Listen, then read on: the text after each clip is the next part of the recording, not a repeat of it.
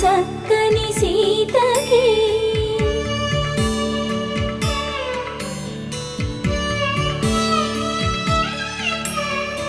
ఎర్ర జాబిలి చేయి రాముడేడని అడుగుతుంటే చూడలేదని పెదవి చెప్పే చెప్పలేమని కనులు చెప్పే నల్ల పూసైన